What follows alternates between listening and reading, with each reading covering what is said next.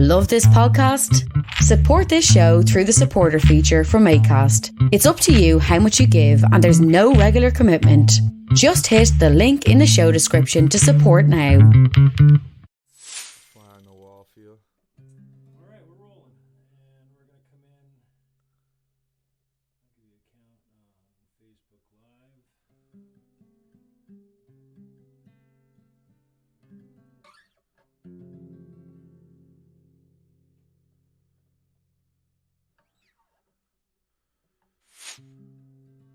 All right, we're good. All right.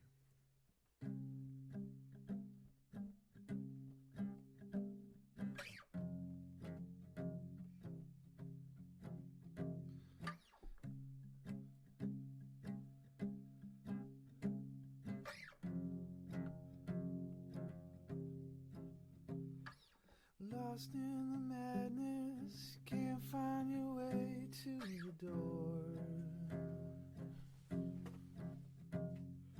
Lost in the sadness, you feel you can't take anymore. Still you find you can't move on without love. Still you cry, you're always searching for more.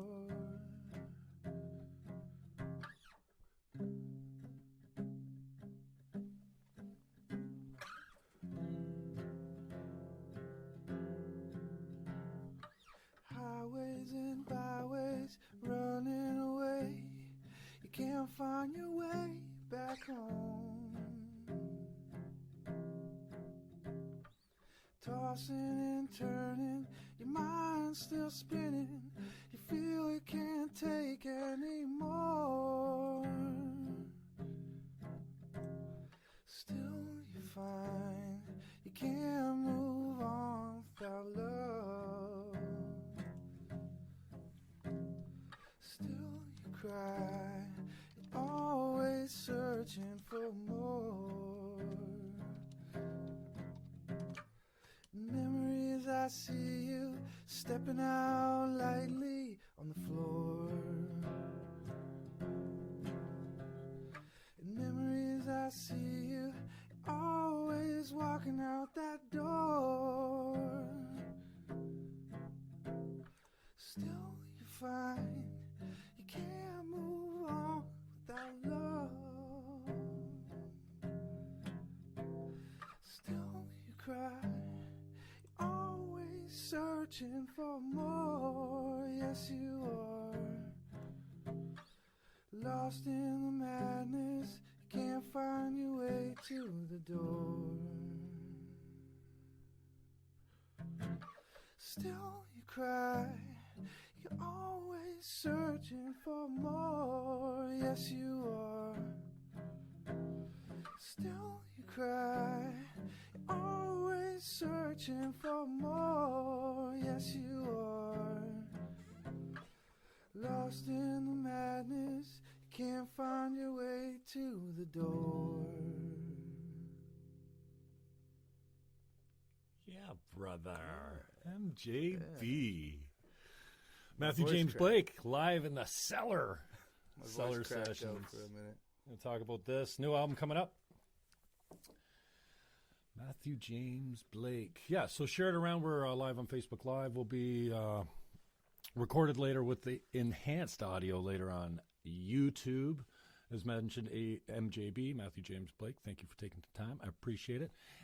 Matthew is a 33-year-old single, Niagara Falls resident via North End St. Catharines. He's a North End brat, just like me. Yes, I am. A few years younger, though.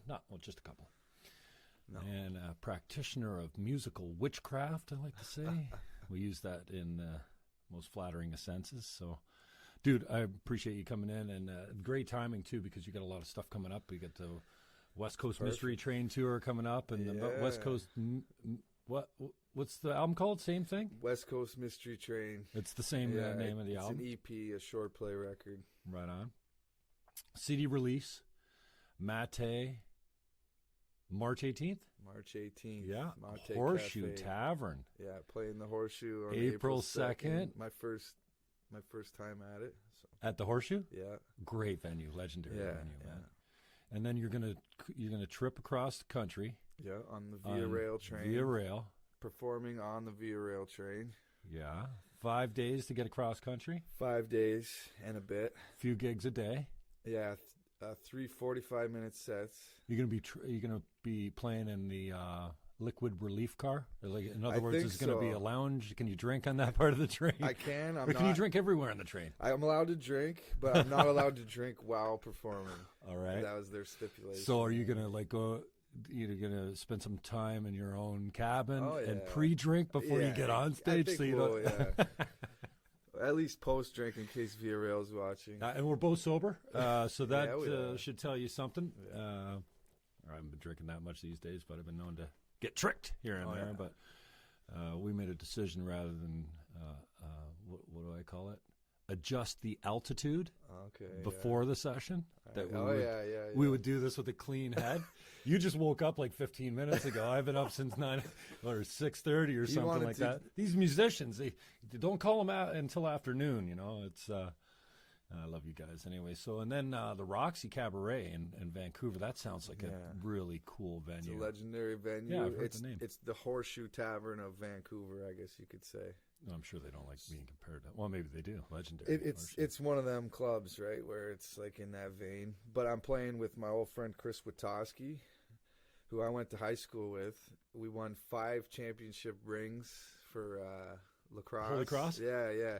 We were so good. Catholic boy. We went to Holy Cross College and pounded their asses like 20 goals to 1 or something like that. We were that good. And all those cats play pro now, but Chris Witowski plays with a band called Bulge, and he's a funny guy too, quite the performer. So I'm really excited to meet up with him. Cool. So that, and then I trip to Victoria, and I play at a place called Vinyl Envy, which is a vinyl store that puts on a weekly concert series. Mm-hmm. So I'm playing with another fella that's from Victoria and another fella that's coming from Europe to do a tour. So there's 3 of us on a bill. All kind of acoustic shows. And then from there, I'm going to Salt Spring Island, which I have an undisclosed show booked there, which is still yet to be ironed out. So there could be a house show. It could be at a cafe. We're trying to figure that out. So, and then I jump back on the train all the way home, playing on the train. You're spending a week there, though, too, right? Yeah, 7 days. 3 shows in 7 days, which I figured was a reasonable idea because I don't want to like go crazy trying to get everywhere right, and then it's always a hassle. So I'd rather have the shows be impactful, and do them up right. So I play on the train same way on the way back, 5 days back, and then I'm playing in the Soil Arts Festival on April 28th at 4:30 on the main hub. Nice. So in the middle of James Street, then. Yeah, right in the middle. And then Nathaniel Gould, I just talked to him last night. He's going to play drums for that show. And Aaron Berger's probably going to do vocals and percussion. So we'll probably end up getting BBG as special guests for that show. Right on. So, and they're thinking of coming to the Horseshoe with me, too. So we might have BBG at the Horseshoe. Like special guests, kind of support their brother. We might have BBG is something I never want to hear again. Yeah, I know. No thanks to them for being here today. Yeah, we don't need those stinking musicians here. We got Matthew James Blake in the house.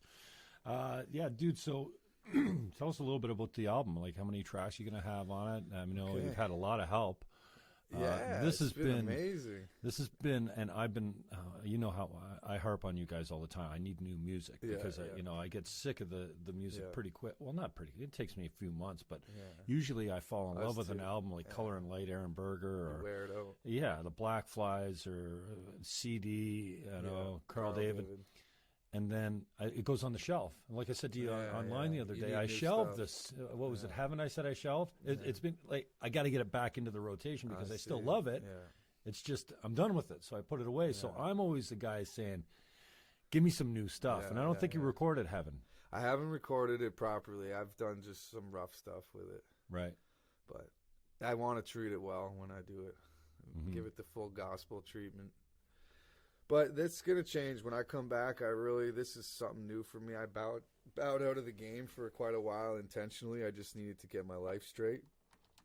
But when I come home, I got my recording gear now. I got Icebox Studio and Production that's on my side. I'm going to be pumping out music like nonstop when I get back. This is it. This is what I want to do with my life now. I'm going for it. Well, I think you've known this for a while. I mean, you've had other jobs. I remember you telling me about welding on the ships. Yeah, I did that. And that's then, cool I use you as an example of somehow the guys that I know that are perfectly willing and able to work in a regular job, for lack of a better term, and then just frustrated by this this calling of music that doesn't seem to have much in the way of opportunity unless you hit it, or like sustaining yourself in the music industry, even in the Niagara region, which is loaded with talent, is tricky to say the least. You have to be a businessman somehow. Like that's what we're all learning. Or get extremely lucky. Or you get a bone thrown to you maybe, which is pretty rare these days. I don't know. It's like any business. Like I've done a lot of landscaping, working for like mom and pop companies in Niagara. I'm starting to learn from these people now. It's all about your promotion. You got to take it into your own hands. It's about service. If you leave people with a good sense of service, they'll buy your product like religiously. So that's what I'm taking from it all. West Coast Mystery Train. So how many tracks can we expect on this? So it's looking like there's 5 to 6 tracks. 3 main tracks is what it is, and then there's going to be a couple instrumental interludes, and there's be some little bit of like psychedelia going on. I got the first opening track it was basically a percussion track because I play percussion, right? That's been a big feature of what I do. I mean, anytime I try to get you to give me tips on the guitar, you refuse. But you always say you want me to teach you the skins. That I can teach you something about. I think I'm a little bit more prone to the addiction to the skins because my mind goes all over the place. And my fingers are too freaking big to get on those little tiny strings. I'm not much of a guitar cat. I hang around with good guitar players. Aaron Burgers is the same thing. I don't play guitar. Could have fooled me. Yeah, he's got great rhythm, though. Yeah. Nathaniel Gould is a great guitar player. Mm-hmm. Plays with Eli and the Straw Man. I live with 2 virtuosic guitar players, Mike Baranyai and Jihad Yahia, and wow, they humble me every fucking day. It's crazy. And Jihad gets better every time. I see ridiculous. Him. He's just been absolutely a really student of the game and practices all the time, like for hours and hours a day. And it's no wonder. And everyone I talk to, and every time I say, look at that kid, he gets better every time I see him. Absolutely. Everyone agrees with me, and that's pretty cool. So, you're lucky to have that type of talent around you, man. Oh man, I've been so blessed. Like I grew up with a guy named Adam Mancini. I was just talking to you about. He's a prodigy that I think of as a best friend that I've had since we were yay high. On drums. Yeah, I can't believe the stuff that guy's done. Blows my mind. Oh, Adam T. Wallington from Icebox Studio and Production. That guy can literally play anything. He's a concert pianist. He sings like Michael Bolton. Like, it's ridiculous. He knows his production. Wendell Blue, oh my God, he's a legend, that guy. He's played with like Pagliaro and like Cool Daddy. Guys. Yeah, he's been around for years. He's soul man #1. And then my home bar, the Dunn Street Grill, which is next door to the Lighthouse. Every night you can see LMT just hanging out ordering drinks. So I get to hang with Leroy Emanuel, John Irvine, and Mark Rogers and that. So like I'm constantly being pushed to another level. So yeah, I don't know. I'm loving it. Yeah, Life is good. 6 tunes? There'll be about 6 tunes, and then 2 of them will be instrumentals. One of them will be a percussive instrumental. And then there's 3 songs. The one I just played, Searching for More. Well, that's off the new album. That's off the new album. And Aaron Berger and Nathaniel Gould just came over the other night to do some vocal harmonies on it. Mm-hmm. Oh, my God. It had me dying, these 2. We had to make the song longer because the harmonies sounded so good. we had to like stretch it out just to like sit on those harmonies for a while, right? Well, Nathaniel's huge on the harmonies. He's a huge fan, but then also great arranger too. And then, Blackflies were evidence of that. They did that really well. Oh yeah, Blackflies are one of my favorite bands. They're getting back together. I started that rumor. Oh yeah, I could see it. I could see it. I'm voting for it. And then the next track is a blues. It's a straight 12-bar blues. Got Nathaniel playing electric guitar. I blew a little harp on it. It's just a fun bluesy tune. Waiting for My Band, it's called. So it's about sitting there on my front porch waiting for my band to come pick my ass up and go rock and roll all night long. So it's a rock and roll song. So that's that. And where are you recording on most of it? I recorded most of it at the Lighthouse in Niagara Falls, to be honest with you. Right. And then all the tracks, I've been working at my folks' house lately, too, in their basement, because it's a nice, quiet space I've been working at. And then I'm taking the final mixes to Icebox Studio and Production in the Falls. Mm-hmm. We just built a brand new studio there. And, like, literally, physically, I helped build it. So I had all this recording time banked up. And then Adam called me. He said, hey, man, you want me to give these the magic touch when you're done? And I said, yes, I'm cashing in on that, right? So I'm going to Icebox. We're going to mix and master it there. So it will be top quality music. There'll be nothing homemade about it. It'll be a legitimate Well, and that's product. the surprising thing that I've noticed about the Niagara music scene is well, this all started maybe 4 years ago when I was doing the 610 show. And thank you to Lisa Bitter. I mean, she's the one that really hooked me up to all these guys because they had Batter Up Fish and Chips and Falls, and they had the Couch. That's right. I played there once. And Botting and all these guys. You guys all played there. So, and then it was Jay Foreign that came in. Nice. Of many bands, but back then it was the Blackflies. Blackflies actually played my show in the control room at CKTB. Yeah. And Jay walked in and said, "Here." He gave me color and light. He said, Aaron wants you to have this. And I literally said, who's Aaron? Like, I didn't know him yet, eh? Yeah. And I don't know how long it took to get into my deck in my car, but then once it got in, it didn't come out for probably 6 weeks, maybe 6 months. I don't know. I fell in love with that album. And I always tell the story how it's so cool that, St. Catherine's is track 3, I think, on that album. Okay, yeah. It starts with Calgary, and I'm pretty sure track 3 is in St. Catherine's, it's called.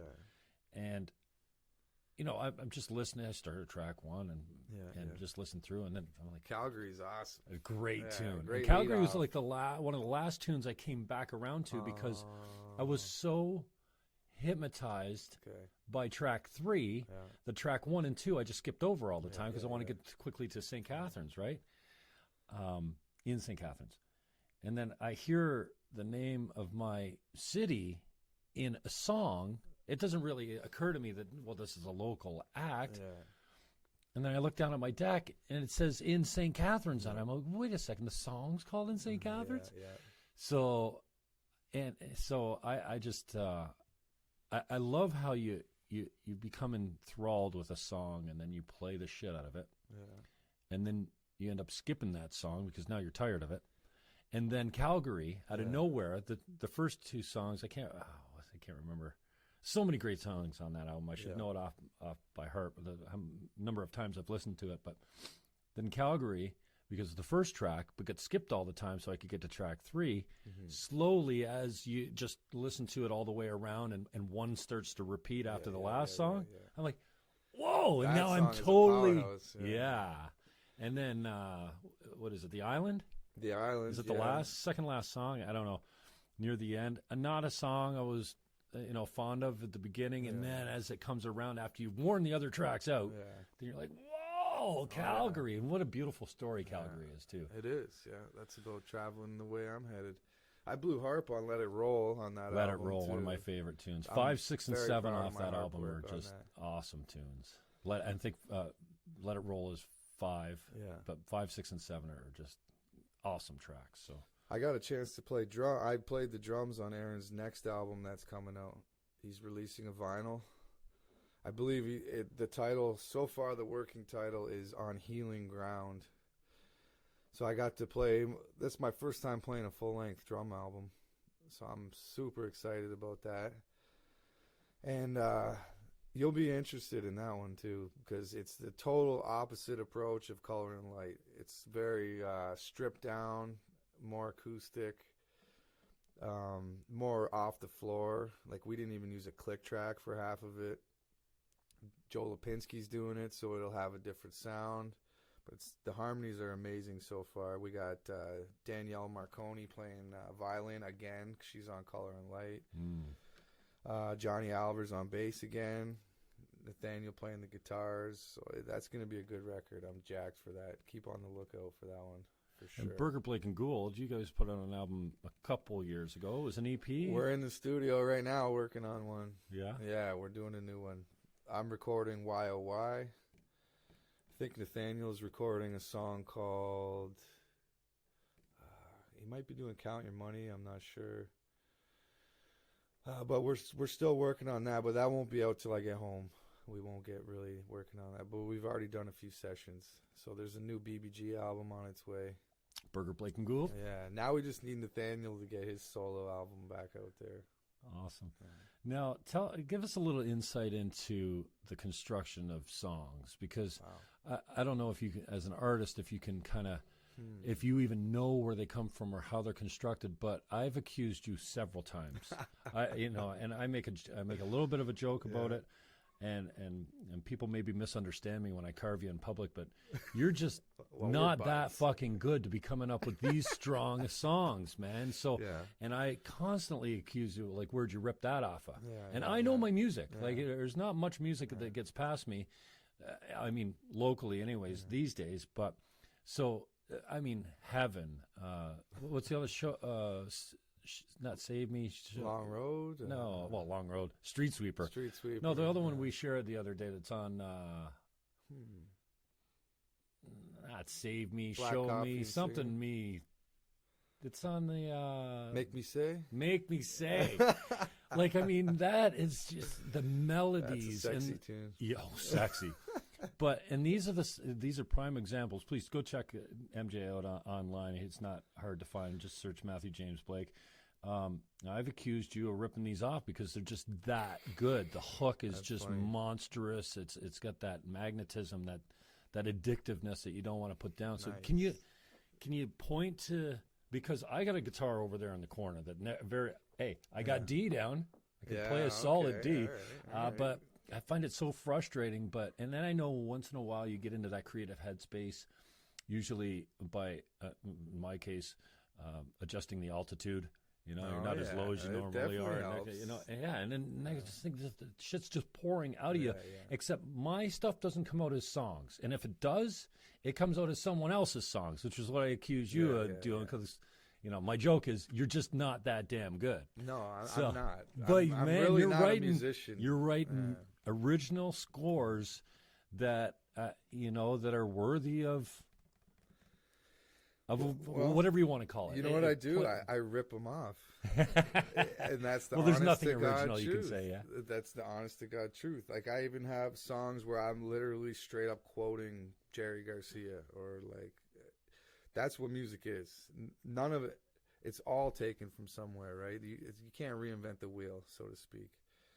I'm a student of music. I don't even call myself a musician because I hang around with so many talented guys. I never believed I was a musician until I was about 27. I started really taking it seriously.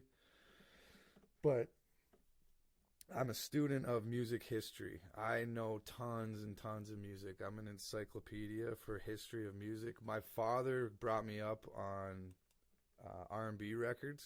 So that's where I get that, just from listening my whole life to legitimate. So were you fortunate R&B. enough to have music as a backdrop in your family's home? Like, knowing that my two cousins played music, but we weren't all that close. But mostly from my dad just being a music lover. Like, Van Morrison is his favorite. Oh, yeah. So I'm like, I know every Van Morrison song. Solid artist, man. And my dad loves his 12-bar stuff. He loves his R&B, Motown, Stax records. But not musicians in your family? No. But as a background, was it always playing? Always. Yeah, same with me. Like, I mean, I remember the first crossover album I had. Oh, my first rock and roll album was Rumors? Rush. Moving Pictures. Rumors was the crossover album. You got Rumors. Moving Pictures, first of all. My buddy worked at my parents' friend Rush, worked at the beer store. Michael Dixon. Mike Dixon was on the cover from Loud Shirts back in the day. I don't know what he calls the band now, but he's still playing. I think he plays with Tim Atherton. He's a once in a good while. dear friend of mine. And that trademark big. What do you call that mustache? It goes like that. Oh yeah, like it's just that. monstrous. And he's been a good friend throughout the years since, but I didn't know him then. So my dad's friend or my parents' friend gave me this album, and he said, "Here, this is acid rock." I'm like, I was like 11 years old. I was grade 6, maybe, or maybe 7, somewhere in there. And the only reason he had the album is because Dixon was on the front of it, and he didn't dig the music. So, and then my dad was vending manager for Niagara Frontier Caters back in the day. The Chotkas, it was a food company. They did all the plants and a bunch of the schools and stuff like that. So my dad managed the vending division. Okay. And when we went to the Niagara Frontier Caters Christmas party for the kids, what do you know? Billy and I got albums. Mine was Bat Out of Hell, Meatloaf. Oh, that's like that is one of my most influential records. Yeah, of all time. as a kid, and I remember, you remember the album art cover. Yeah. It's like, it's nuts. It's a guy coming out of like one of those monsters bike coming out of hell, record, and some of the sexy lyrics, and they're definitely way that intro narrative. Oh, what does he way say mature in that part? for my age, but then. So I did a deep dive, and those were my 2 first albums. And now looking back on it, how appropriate was it for a 10 or 11-year-old kid to get a Christmas album called Bat Out of Hell? Oh, yeah. But then I remember the first, and, I went through my Barry Manilow days, I love Barry Manilow. As a kid, and I wouldn't admit that live anywhere. My Manilow. first concert was Paul Anka. My parents took me to Paul Anka at the O'Keefe Center in Hamilton. He's huge, that guy. Yeah, and... the second show I saw was the Bee Gees. Oh wow! They had lasers. They had like a big for production. whatever that was probably late 70s. It was probably 10 or something like that. Wow. And but Rumors. Okay. And so I had some of my Barry Manilow was obviously my parents' type of music that I got into. I wasn't into Paul Anka or anything like that. My mother was a huge fan. She saw Elvis a bunch of times. She was hugely into music. That's crazy. And my parents, when we went to Aunt Marg and Uncle Doug's, and they, party till 3:00 in the morning. Oh, yeah. It was. I remember being woken up as 5, 6, 7, 8 years old or whatever, to them, like singing all the pop songs from the late 60s, early 70s, and so that was a huge influence. But I remember, and it's funny you said Fleetwood Mac Rumors because.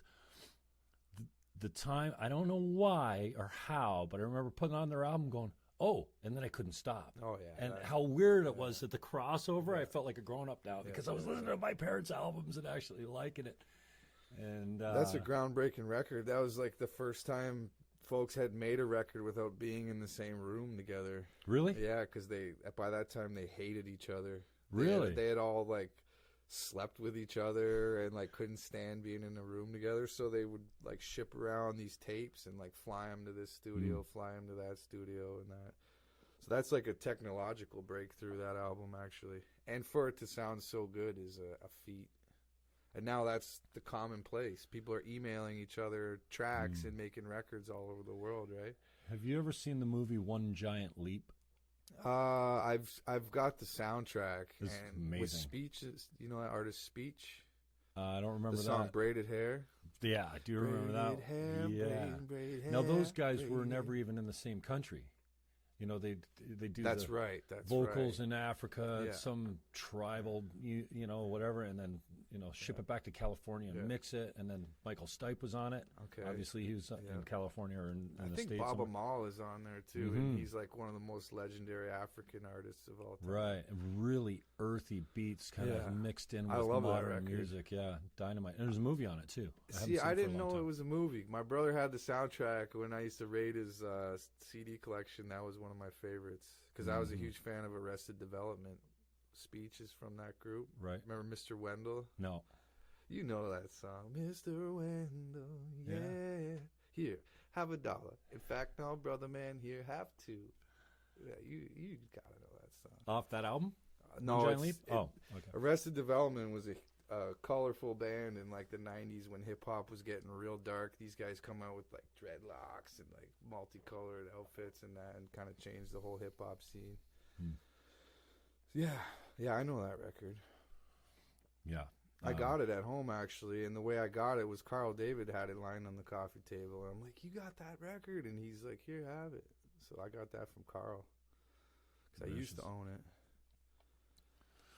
Cool. Back to yours though. So other than the fact that you borrow heavily from songs that are really popular and just make them your own. I'm kidding when I say that, but I need to have a little bit more. And I think people out there, all right, not many, people can describe how their creativity flows or how a song gets constructed. But can you put any kind of process to it for anyone that, like me, who wants to get better at it? There's a wicked phrase that I try to live by, and this is for any kind of creation.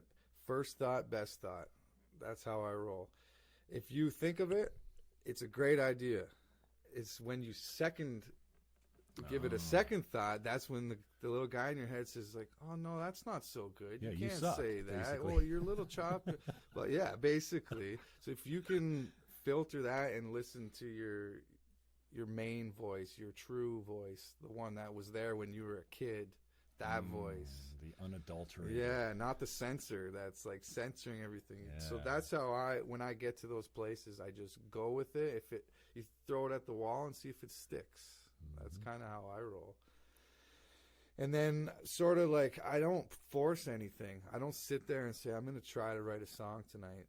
Like I'll have a riff for a year and just keep playing it. And if a word comes out, it comes out, So that's how I kind of do it. I don't force anything. It just starts coming from this eternal source of music, the muse, right?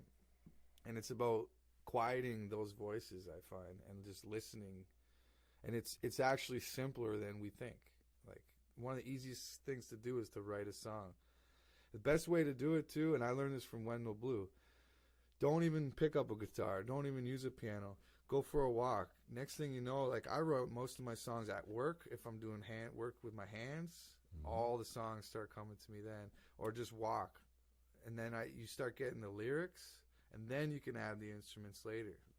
The lyrics will imply what instruments you need to use. You find that's how you usually lay down a track that starts with the lyric? Wendell Blue will go in the studio, and he'll beatbox something. Then he'll sing the bass line. He'll sing the melody line. He'll sing all the parts and then slowly start replacing the vocals with instruments doing the vocals. So he starts everything from here, like just from his beat and his rhythm. And that's how I kind of work nowadays. So I go for long walks and everything becomes a song now. It's like, oh, the flowers are growing.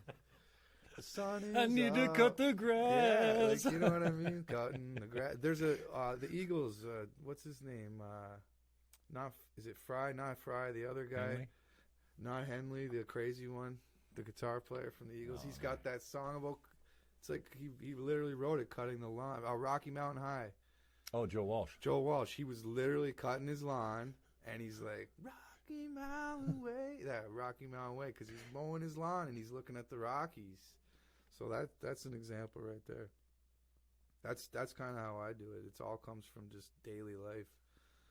And then cliches. I'm a huge cliche guy, so like, everyone's like, I've never known you to be a cliche everyone's guy. like, that's so cliche. I'm like, yes, it is. Yeah, the whole that's song exactly is a who cliche. I am. Like, they're true. That's why. It's like there's nothing false about these cliches. So I don't know. And then like other times I'll be curious. Like I'll hear someone and I'll straight up try to copy them without copying them. Where I'm like, oh, I love that chord progression. I'm going to jack that, and I have an idea that I could put on. So that's hip-hop is like that too. It's not stealing. It's tributing. That's how I feel about it. It's all just like one bit. When I quote a lyric, it's not because I'm stealing it. It's because I'm always curious. I'm like, I wonder if anybody will notice that that's a Grateful Dead lyric, or that's I got lyrics by Burning Spear in some of my songs. So that's how I do it, personally. And then some days they just flood in where you're just like emotional as hell and something's coming. That's the other thing. Yeah. So I find a common thread, and I'm not the only one. I'm, not the deeply insightful one here, but it seems like we write songs when we're brokenhearted. Yeah. And when we're falling in love. This yeah. seems to be Absolutely. the two most Absolutely. inspiring times of For our sure. life, Yeah. when we want to kill ourselves or someone else from the yeah. rage and the heartbreak, Oh, yeah. or when we're completely inspired by a new, usually a person, Yeah, yeah. for me anyway. Yeah, especially the ladies have that effect, right? Well, for me, they're ladies. I know for you, not so much, but but yeah. So, is that common with you too? You find that Absolutely. like you're not writing songs about having a headache. No. Their Yeah, inspiration I try comes to from. spread a message before I die too. That's my whole thing. Is like the more I feel grateful, I truly cultivate a feeling of gratitude. Now I feel like I need to say something to anyone before I check out of this, even if it's maybe my unborn children or like inspire some young kid. I feel like that's our duty now, because that gratitude puts you in service. Like once you feel like you can be grateful or know what great gratitude means, but once you cultivate the feeling of like, wow, I'm here in this anomaly. My parents gave birth to me out of huge odds. You need to do it. Makes you want to do something, even if it's no one's going to hear it, if one person hears it. So that's kind of where I now think of it as a duty. I can't waste my life with a skill just hiding it. You have to share it now. Amen. It's your responsibility. So that's kind of where I'm getting at as I mature, really, basically. It comes out of gratitude. So You find when you're down and out, you're also moved to creation, or do you have to have a certain I feel like lift to get off the ground? it's a bit of a I don't know how true it is that being down and out is what creates the music. I feel like health. Like when you're in health, you can create tons of. You're clear now. The sensor's not in there anymore. You can work and you. But if you are depressed, if you are living an unhealthy lifestyle, it's harder to bring it out. There's too many noises and stress and anxiety. You can't sit down. You can't focus. So it's almost a fallacy that artists are these down and out people. The real successful artists go jogging, eat vegetables, sleep well, drink enough water. And now you got juices, right? So that's huge for me. And I learned that from Julia Cameron in a book called The Artist's Way that I exercise. And that's what really helped me break some of these fallacies, right? Now, have you been practicing that still? I found that is that the one where you wake up in the morning, you write till you're exhausted, like the thoughts are exhausted, you can't think. Yeah, it's just a steady stream. You three pages. Don't worry about grammar, don't worry about sentence structure or spelling or anything like this. And handwriting, right? You're not banging on a keyboard. No, yeah, it's easier. I find it with handwriting. I don't know if people. Well, use there's some connection keyboard. between the physical, actually. I've heard, anyways. But Oh yeah, that I sounded use like a it really cool religiously. idea. Because you're most clear in the morning when you wake up, I guess. Yeah, and you're the most confused too. I find too, and that's what helps you clear it out. Because first thing you do is wake up in the morning. You're a and little go like, foggy. oh, What shit, day is like, it? That guy said this to me last night, and like, oh, I got this huge problem that's weighing on me. But you can't really. They're coming so fast. You can't listen to what. So when you start writing, the first little bit I find is like erratic.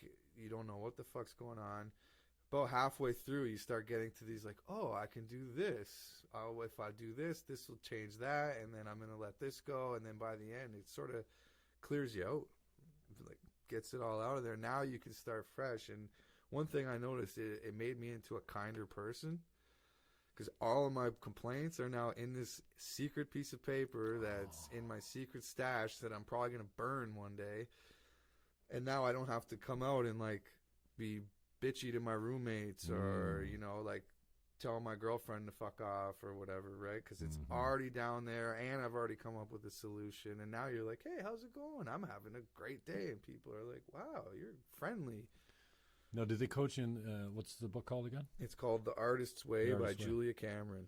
Now, do they coach you to go back and read your old notes as well? Or they do at a certain point, but it's very, very, it's difficult, and it has serious consequences. Like, you're going to read stuff in there that you don't want to be reading that you said. You know what I mean? Though you can hardly believe that you wrote down up. at some point too, right? They had an exercise in the Landmark Forum I've talked at length. I'm curious about that. It's life-changing. I've heard a lot kind of about cultish, but very educational as far as an inward look. And there was an experiment in the advanced course. I did the curriculum. There's the forum, the advanced course, and then self-expression leadership program. And then plus you take some seminars afterwards. But I'm pretty sure so many cool distinctions that I mean, you'll never think about life the same way again. I want to try it. And there's one experiment where they make you write down whatever you're struggling with. Like, pick your biggest problem that you want to disappear. Yeah, okay. And that's what they call it. We're going to disappear we're going to disappear it. We're going to disappear your biggest problem.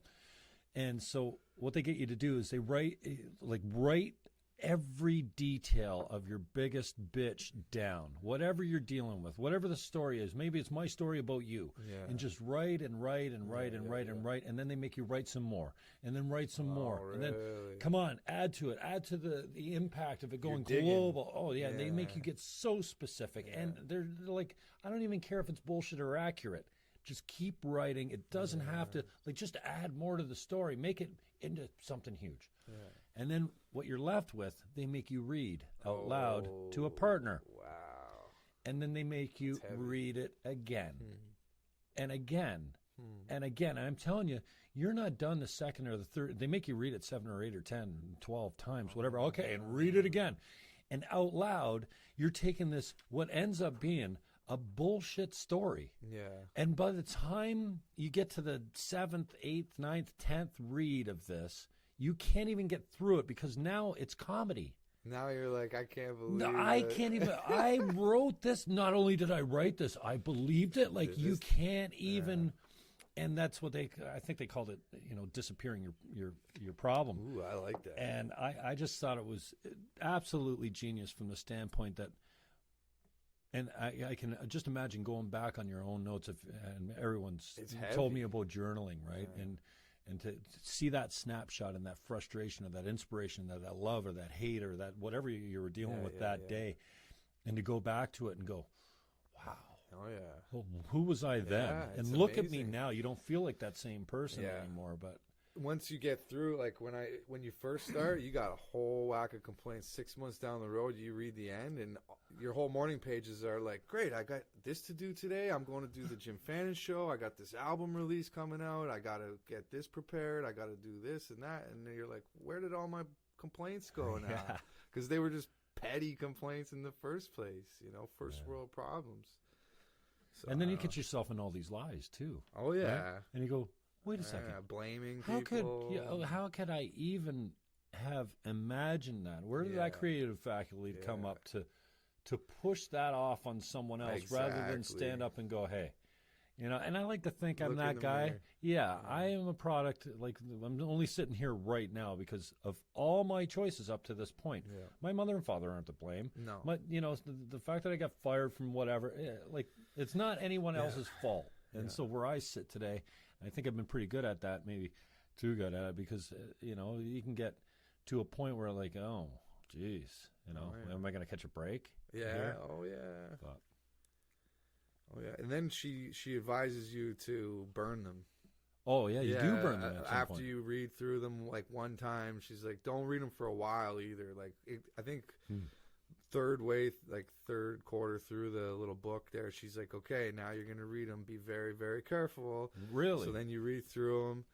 And she even gets you to highlight all your negatives in one color and all your positives in one color. So you look at the beginning and it's all red from negative. And then at the end, it's all, say, green highlighted. And you're like, wow, what a change. And look at all this stuff I've done.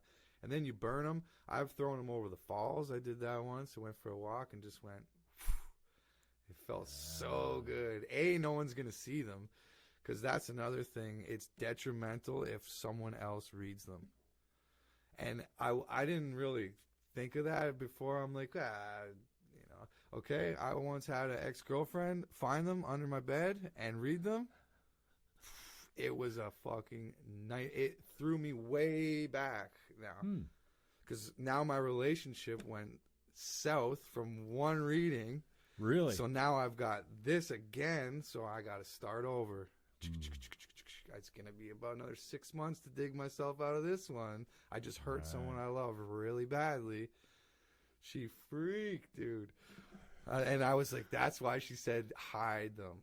Don't show anyone. And it just crushes you because now they read all your personal stuff. It's just brutal, man. So never let anyone read them. That's my advice. So that's why I hide them very well, and then I burn the shit out of them so they're gone.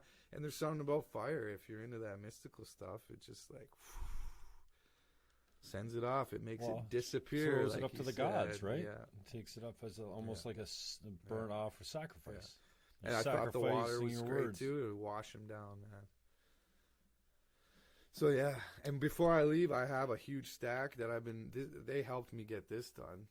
So I have a huge stack of my pages. I'm going to definitely get rid of them before I go on this trip. Just to really? Clean slate. You're going to have a little ceremony?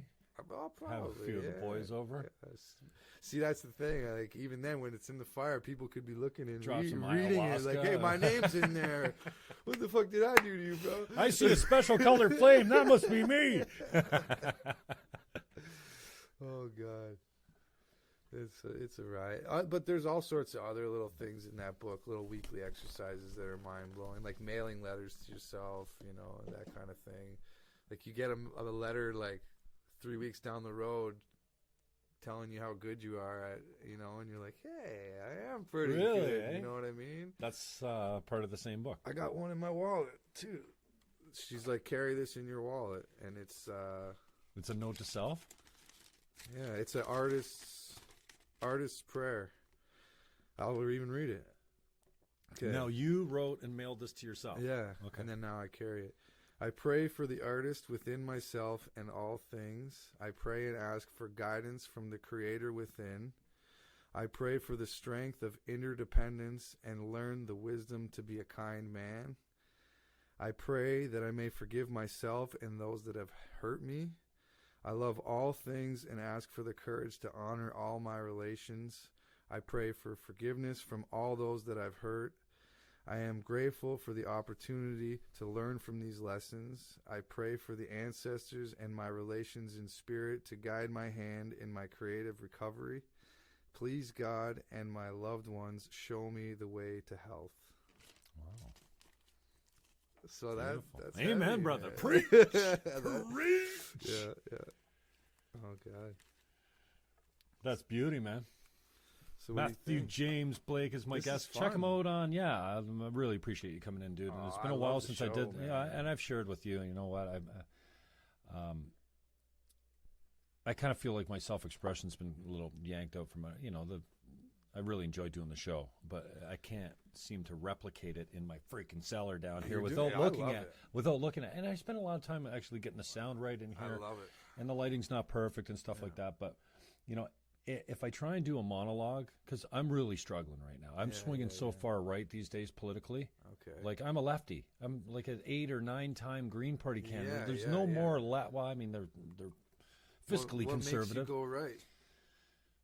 The green ain't The doing left it. just does Can't pull it not off? stand for anything that I used to stand for. And I kind of was a robot back in '93 when I first was introduced to politics. I learned under the left, and I kind of just fell in line with all kinds of issues.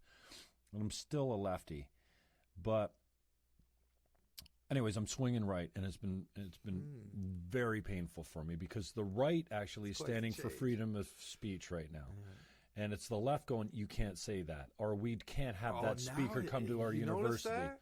Well, yeah. The and- lefties are now like, wait a second, Yeah, that and- offends me because I'm a hippy dippy, blah blah blah. And maybe I'm just not Fuck you. searching them out, but I don't find any left wing commentators. Well, Rogan's a little left wing, but he's centrist and he is falls middle- right on a bunch of things too, right? Yeah, and he does. He's and very. I've been listening to Rogan like crazy, and you were the one that helped. Huge. And there were so many people that said, "Jimmy, just do a podcast." I'm like, man. podcasts are for losers. Everyone's got one. Oh, you call Joe Rogan a loser? Yeah. Like he's got like how many. One of the coolest he gets dudes a billion, in the world. A billion views a year, this guy, or more. And so I've been really struggling. So, and I sent you a copy of, what I uploaded to YouTube the other day. It was a monologue on Niagara music. I could talk about a few bands and do that well. Yeah. Well, once I put it up there, I'm like, this fucking sucks. Really? Like it's shit. Like I'm a real. I don't know if you sent it to me. Send it to me though. Yeah, because you said it'll come. You'll get better. I'm like, dude, this is basically it. I talked about G. I talked about Mel Monaco. I talked about Nights on the Hurricane.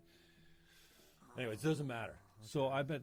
I appreciate you coming in because and we don't need to go into the political thing today. And I'd rather spend more time talking about you and what you're up to and where you're going and stuff like that. But I've had a hard time getting back into it from the standpoint that I want to put down my thoughts and get them out there because I think that I can be part of a positive conversation that can help because there's more division going on now than ever. The left and the right are further apart than they've ever been. Yeah, men and women are further apart than we've ever been. There's now a huge divide. And the ideological possession on both ends of the extreme is rampant. I think the election of Trump, and I'm repeating myself, anybody's ever heard a podcast before.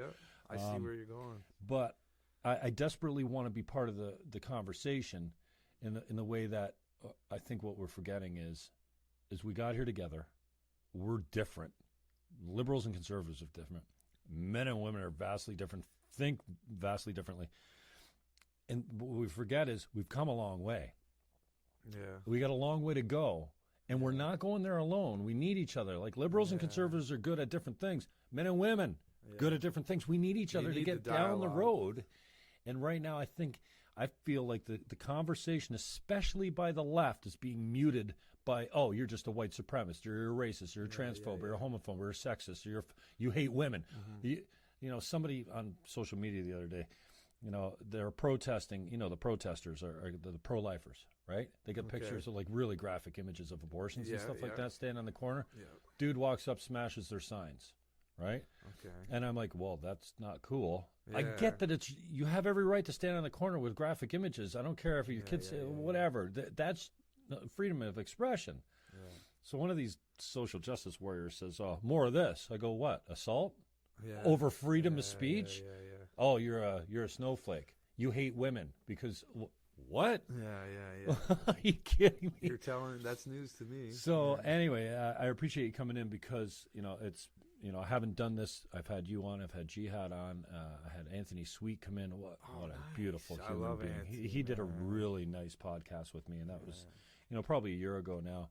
And so I really appreciate the generosity. Chris Curry from Sessions on the River has been so generous, that we had that gig down there. I thought he was down here. Last October. I met him at a gig Sarah Gretzinger did the other day for this Savvy Networker. It's quite the facility over there. And Chris Curry showed up, and so did Paul Layton, who jumped on here and has been talking to us while we're going here.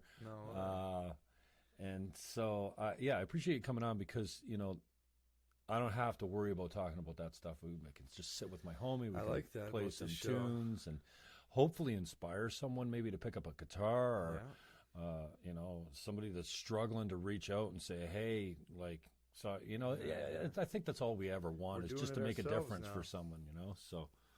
We got free reign at the airwaves now. Why not use it? Mm-hmm. We never had that 15, 20 years ago. So with saying all that, why don't you lead us in a couple? You got a couple tunes you can play off? Or I can shut up for a couple minutes? Maybe I'll play one that's really not political at all. Yeah. So, is it good to go? Is it rolling? Yeah. I'll play one off the rocker off the new record.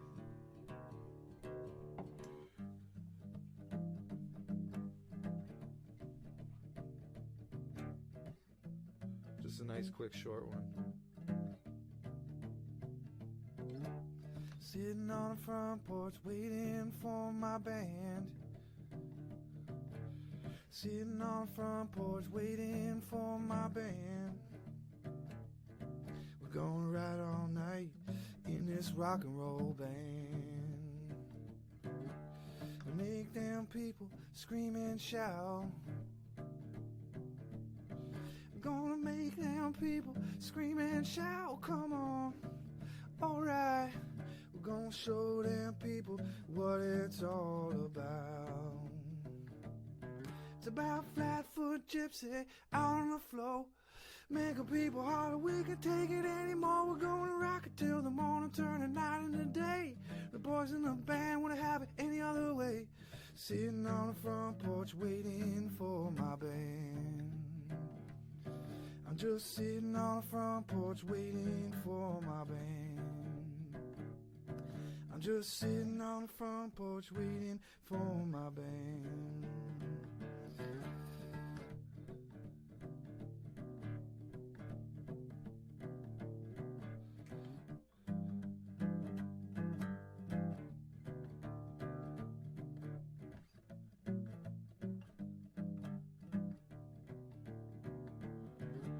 Sitting on the front porch waiting for my band.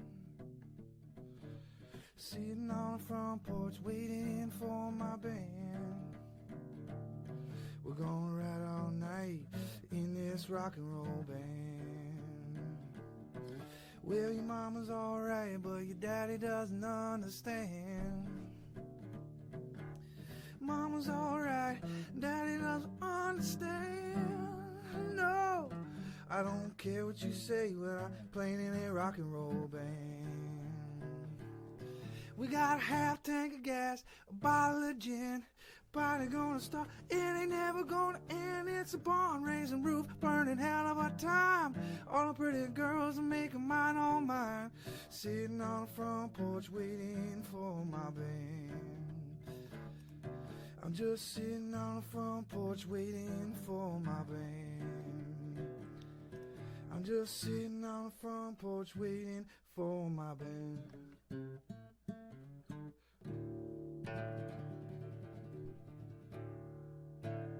Nice. All right.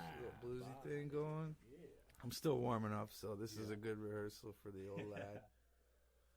Cool. Man. So you want me to play something else, Yeah, eh? You got any requests? Yeah. Well, you know I'm running a little battery here too, but that's okay. What's the one I was just talking about earlier? Make Me Say? Make Me Say is pretty good. You know I love the Heaven too. Whatever you want to do. And then I gotta get ready to go sell a house for somebody. Do a private deal for one of my buddies.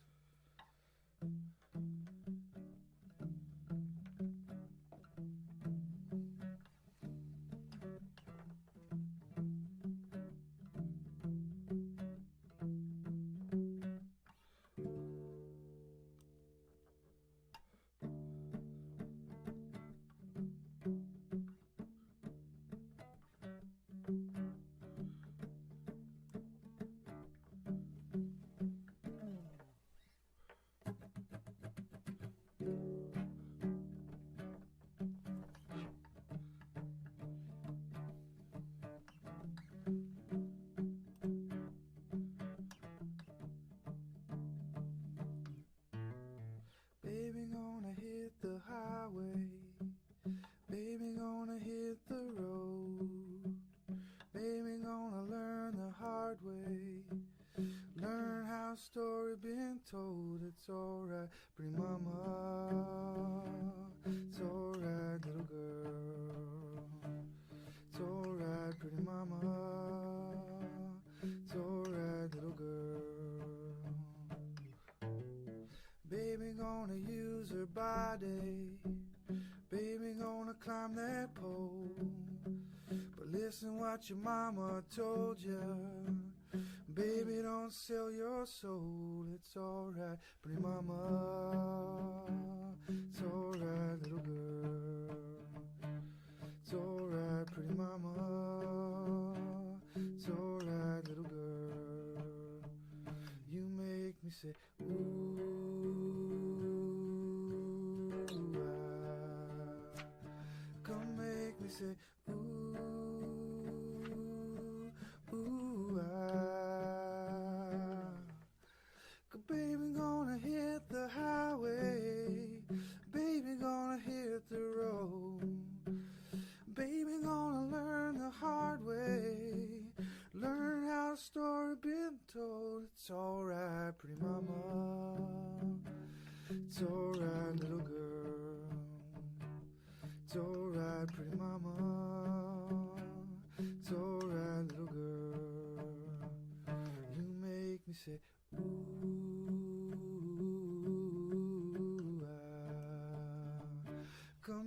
me say, ooh,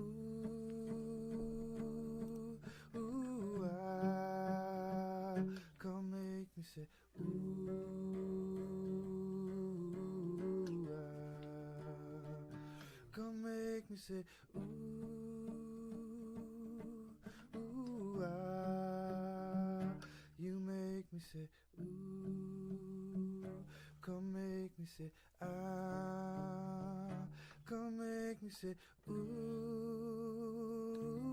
ah.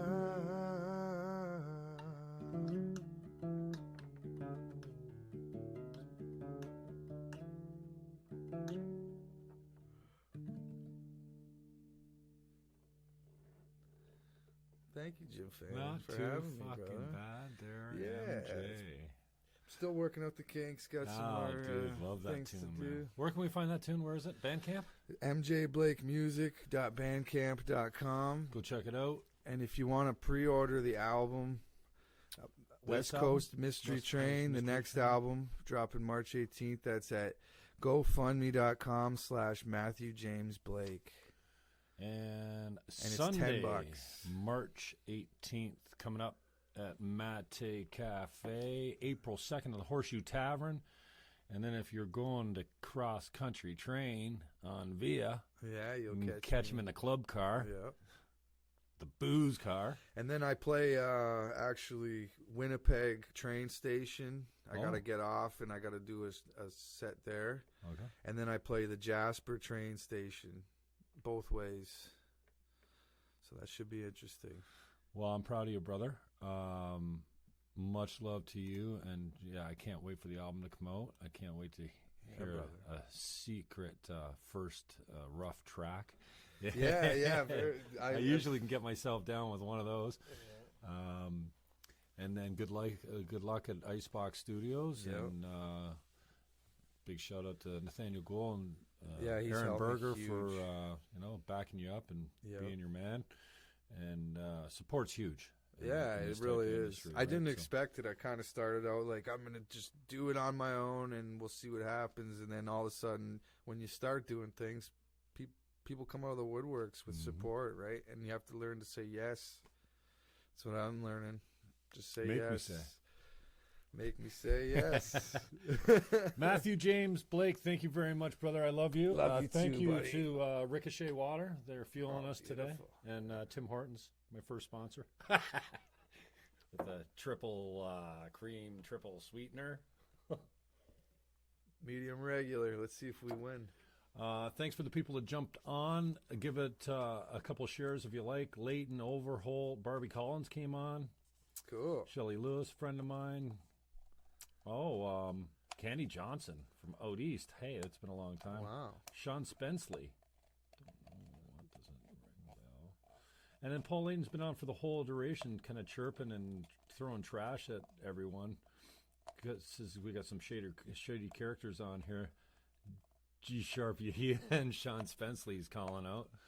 And Rick Merrill. Thank you, everyone, for checking us out.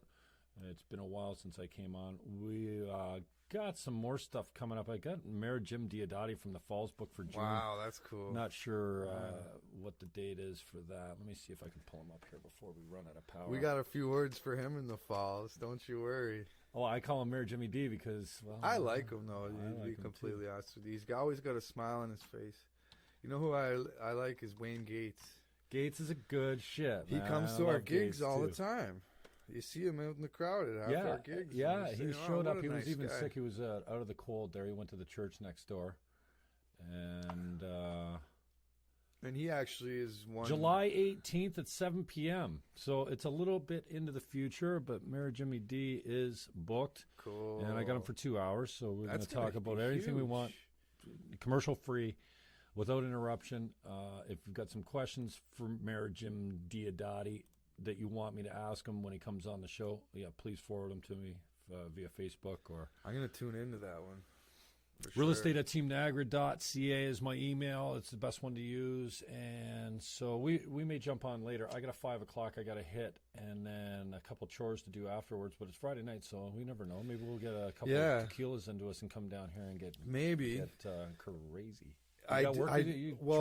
Nathaniel Gould is finishing up some acoustic piano tonight. He's got a upright acoustic piano at his place. Right. But he's tracking it there, and then he's bringing the tracks here to me, and we're going to sit down and edit. All right. But you're more than welcome to come there, and then we could also come here. Yeah. If you want to. I feel like that's why I wanted to do the Friday night, is so we could go cut the town off later on. Yeah. You might catch us at, like, where the merch or some, the Mansion House. Or 1:30 in the morning when we get home. Yeah. Hell yeah. Matthew James Blake is my guest. Thanks to everyone for tuning in. Give us a like, give us a share. Go buy his record, obviously. Bandcamp, you can. It's $10. The new album's coming out. You can pre-order that at the GoFundMe page. And we will upload a better sounding audio quality YouTube video of this later. Right now we're on Facebook, but just with the microphone coming out of the iPhone there. So this will be uploaded. We did an hour. That's all good. Yeah, we did. Love you, man. Good. Appreciate it. Love you, brother.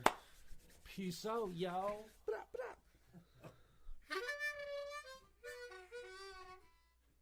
Nice. That was really fun, dude. Thank you, brother. Oh, man. I kind of screwed up a few of my songs, but no one will know.